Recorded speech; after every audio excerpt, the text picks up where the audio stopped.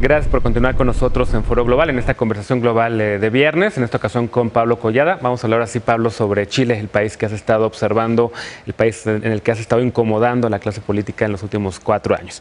¿Qué pasó con el segundo mandato de Michelle Bachelet? Hubo una campaña negativa que llegaba hasta México, la veíamos aquí en Foro Global, incluso presentamos algunos trabajos sobre eso. Chilezuela, llegaban a decir el riesgo de que ganara Guillermo, que ganara Beatriz, la candidata del Frente, o que ganara la izquierda ante la amenaza de lo que los grupos de derecha habían hecho, que permeó en ciertos sectores. Un mal candidato en el caso de Guillermo, una izquierda dividida. ¿Por qué pierde el candidato de Bachelet? Bueno, yo creo que justo tuvo que ver con, número uno, era un mal candidato, ¿no? Esencialmente hubo una izquierda que se fragmentó profundísimamente, ¿no? Y que fue incapaz de justamente construir una coalición seria y que además... algo que fue una novedad en el caso chileno, la aparición de una tercera coalición, ¿no? Y eso también, evidentemente, dividió muchísimos los votos. Entonces, ¿qué pasa? O sea, Michelle Bachelet llega a la presidencia con una agenda de reformas muy grande, ¿no? Llega con una cierta legitimidad, bastante, una aprobación fuerte, sí. Pero empieza el periodo de las reformas y ahí se empieza a entrampar, ¿no? Empieza un periodo muy complicado, ¿no? No logra desarrollar o avanzar mucho con sus reformas y adicionalmente viene un elemento muy importante para Chile, el cobre empieza a bajar, a bajar. El precio internacional, ¿no? Y entonces con eso empieza a venir la crisis económica, no viene el desarrollo que tenía Chile o que había estado teniendo en los últimos años, entonces baja el crecimiento económico, las reformas no avanzan y en ese momento tiene un escándalo en el que su nuera es demostrado que participa en unos negocios ahí bastante irregulares y eso le afecta muchísimo. A partir de ese momento empieza un periodo complicado, yo creo que también avanzó en otros temas importantes en materia de derechos, obviamente varias reformas en materia de reformas a los partidos políticos, reformas a la ley electoral, etcétera. Y llega el periodo electoral con un candidato, Piñera, habiendo sido presidente y con mucha fuerza, ¿no? Con una derecha totalmente consolidada, bastante consolidada, bastante alineada a su proyecto político, y en la izquierda empieza un movimiento muy fuerte, ¿no? La coalición de izquierda empieza a pelearse, quién va a ser el candidato, por ahí estaba el expresidente Lagos, sí. No logra tener la suficiente presencia. Surge este candidato Guillermo, que había sido un presentador de televisión que tenía un buen reconocimiento, pero no había sido un senador que no había tenido muchísimo peso, mucha presencia. Él empieza a aflorar sin hacer mucho, empieza a crecer esta figura, se rompe la coalición de izquierda, la Democracia Cristiana se aparta y en ese momento surge este otro frente, el Frente Amplio, con un partido muy joven, Revolución Democrática, y algunos partidos también bastante jóvenes. Una especie de Podemos chileno, ¿no? Sí, Revolución Democrática, sí. O trata de ser, ¿no? Tratando de tener este discurso de renovar la política, vamos a retomar la política para nosotros. Con jóvenes además, con un lenguaje bastante joven, y lanzan una candidata presidencial, que también una periodista, presentadora de radio. Que había estado con Guillermo en el mismo programa. Sí, varios años antes. Y ella tenía una figura bastante fuerte, muy feminista, sí. Con una agenda muy progre en materia de todo el tema de derechos de las minorías, todo el tema de salud muy fuertemente, el tema de educación, y eso le genera una fuerza bastante que fue capaz de jalar a mucha gente que no estaba votando o que no estaba dispuesta a votar. En toda esa figura, ¿no? Viene la primera vuelta, en primer lugar queda Sebastián Piñera, no muy fuerte, la verdad, mucho menos fuerte de lo que se esperaba, y luego viene Guillermo, y justito abajo Beatriz, ¿no? Sánchez, 2 puntos, ¿no? Sí. Una coalición nueva, ¿no? Que eso abre muchas opciones, ¿no? Y entonces llega la segunda vuelta y ahí sí el candidato Piñera arrasa, ¿no? 54 versus 45 de Guillermo, y bueno, pues ahí se define todo, y bueno, pues estamos a unos meses de que Sebastián Piñera empiece su segundo mandato presidencial. El segundo periodo más largo de transición después del de México, ¿no? Son 3 meses y medio, me parece, sí. ¿No? De México son 5. Y que es interesante, porque van a ser 16 años con 2 presidentes, ¿no? Claro. Bachelet, Piñera, Bachelet, Piñera. Oye, antes de visitar Chile y de ver un poco, de haber platicado con la gente allá, sobre todo con los jóvenes, en los números de la participación electoral vi un indicador que podía a lo mejor ser de riesgo para la democracia chilena, ¿no? Una bajísima participación política, menos del 50%, 49, 48% de participación en esta segunda vuelta, y estando allá platicando con varios jóvenes, sobre todo veinteañeros, uno de ellos Abraham, que se llamaba 25 años, me dice, es que a mí no me representan, no me siento representado por ninguno de los políticos, ni por Beatriz, ni por Ominami, ni por Piñera, ni por Bachelet. Yo quiero un cambio radical, pero no quiero que sea un cambio a través de las urnas. Tú que has estado ya 4 años, ¿has visto eso también entre los jóvenes, entre la población en general? Digamos, un desencanto con el voto y con la democracia, lo que se ha logrado. Bueno, la verdad es que el Programa de Naciones Unidas para el Desarrollo, uno de sus grandes escándalos en América Latina, o de sus grandes focos rojos, tiene que ver con la participación electoral en Chile. Sí. ¿No? Es de los 3 países en el mundo donde la participación electoral ha sido caída libre impresionantemente. Este año hubo un fuerte proyecto para tratar de generar incentivos para que la gente fuera a votar. Y paradójicamente han abierto incluso el universo de votantes, ¿no? Porque hasta voto en el exterior también ahora. También. Y que fue una tasa bastante alta de gente en el exterior que votaba. Mira, mi lectura sí tiene que ver con un tema de representación, que es muy fuerte. ¿Qué pasa en Chile? Y esta es una lectura personal.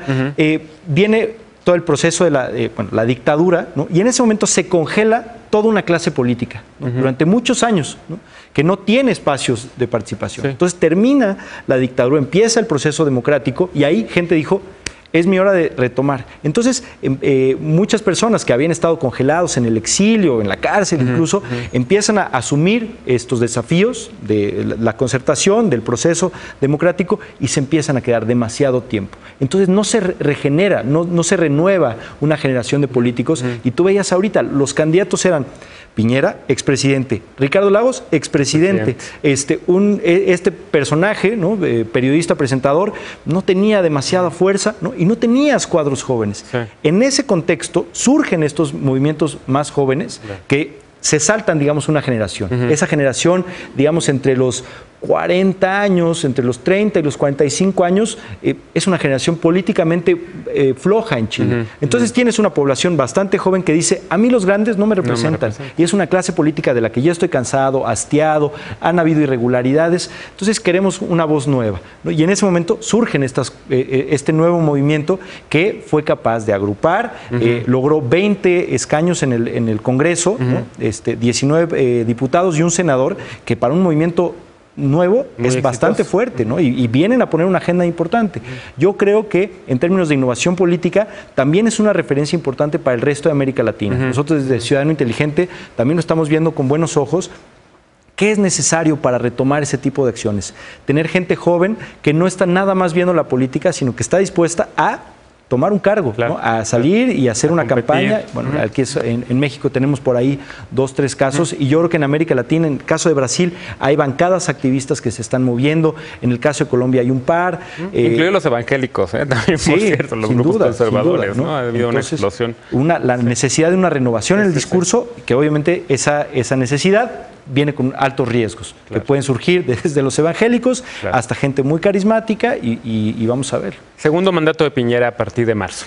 ¿Con qué empieza? Mencionabas en el bloque anterior el tema de las pensiones, uno de los grandes retos, y al mismo tiempo no puede destruir el legado de Bachelet, ¿no? Digamos que cierta parte del legado de Bachelet goza de legitimidad que él va a tener que continuar, ¿no? Goza de legitimidad, pero también de una resistencia fuerte entre el sector de la derecha, ¿no? Que en particular tiene que ver, yo creo que quizá de los más complicados es el tema de aborto, ¿no? Aborto 3 causales, que fue una gran lucha, ¿no? En Chile, que se logró aprobar, ¿no? El aborto en 3 causales, y que violación de la mujer, malformación del feto y peligro de la vida, ¿no? Entonces esos 3, que bueno, incluso a pesar de que es como la versión además, como contraste, en México existen desde los años 70, ¿no?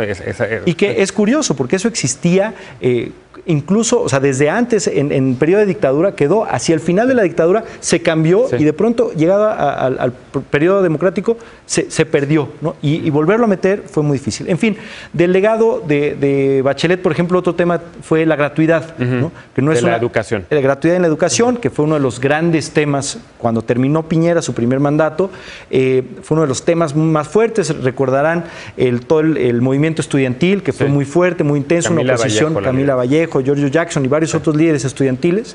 Entonces, la presidenta Bachelet impulsa un proyecto de gratuidad que ha sido bastante fuerte, ¿no? Y que fue un tema de campaña. ¿Qué va a pasar? Y bueno, ahí Piñera estuvo como que entre que decía que no un día y luego decía mejor que sí. Fue tan cerrada la elección, parecía que las agendas se estuvieron un poco moviendo. Sin duda va a ser un tema para Piñera, va a ser como a ver si es cierto que las últimas promesas de campaña que tenían que ver con mantener la gratuidad al menos como estaba, se mantenga. Mantener en cuestiones de legado temas de aborto y algunos otros en materia de derechos, por ejemplo LGBT, que fue LGBTI, que fue también impulsado por Bachelet, y el gran tema, uno de los grandes temas, el tema de pensiones, un tema complicadísimo en Chile. Y la promesa de crecimiento económico, ¿no? Porque parte de la campaña de Piñera era decir, vean qué mal estamos, cómo hemos caído, crecimiento que yo dejé de 5%, bajó hasta el 1 punto algo, en parte por estos periodos del cobre, que él no mencionaba, pero él llega, digamos, con esta expectativa de volver a ese crecimiento y va a estar difícil, ¿no? Pues sí, aunque lo que es muy interesante y es una historia que de verdad es muy curiosa, el cobre está empezando a repuntar. Uf, pero así, ayer, de verdad es increíble. Ayer estaban mostrando los datos del crecimiento en el precio del cobre y va para arriba de nuevo, ¿no? Entonces, si la cosa se mantiene en estas últimas rachitas del periodo de Bachelet, le va a tocar a Piñera un bono importante en materia de valor y precio del cobre. Ahora, el Frente y sus diputados y esta fuerza exitosísima que tuvieron para el legislativo va a ser una piedra en el zapato para Piñera. Va a ser una piedra porque además tiene una voz muy fuerte y tiene una capacidad de conectar con públicos que mucha de la clase política no tiene, ¿no? Utilizan las nuevas tecnologías, utilizan herramientas de transparencia, tienen una serie que es complicado y es riesgoso, pero una serie de criterios como tratar de decir, nosotros no somos la clase política tradicional y por lo tanto aquí están todos nuestros mandatos y todos nuestros valores, ¿no? Que es arriesgado porque nadie es perfecto en la política, nadie es puro y pulcro y cristalino, y ellos se presentan también como diciendo todos los vicios de la clase política nosotros no los tenemos. Entonces ponen la vara muy alta. Sin duda va a ser una voz muy fuerte que va a estar tratando de impulsar temas, que va a estar tratando de llamar la atención, de meter temas, por ejemplo, quieren bajar el sueldo de los parlamentarios, ¿no? Que es altísimo. Es altísimo, es el más alto de la OCDE. Chile. Más que en México. Más que en México, y ya es decir, en Chile los parlamentarios son los mejor pagados de toda la OCDE, ¿no? Entonces, efectivamente, son ese tipo de cosas que van a estar poniendo y van a estar cuestionando a la clase política tradicional. Oye, ya nos tenemos que ir, pero antes siempre también regreso a preguntas personales. Lecturas, ¿qué recomendarías a la gente que está viendo Foro Global? ¿Qué estás leyendo ahorita?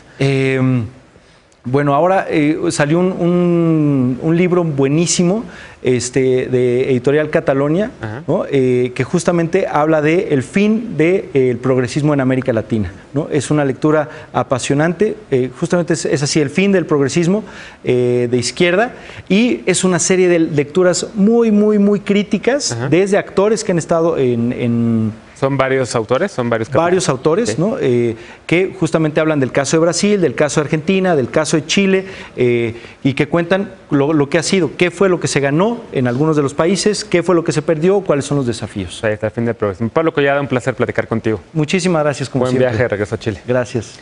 Gracias a ti por habernos acompañado esta noche en Foro Global. Soy Genaro Lozano, te invito ahora a que continúes con la programación de Foro TV. Yo te espero el domingo a las 11 de la noche para la mesa de debate de Sin Filtro y el próximo lunes también a las 11 para una nueva emisión de Foro Global. Y por lo pronto te deseo muy buen fin de semana.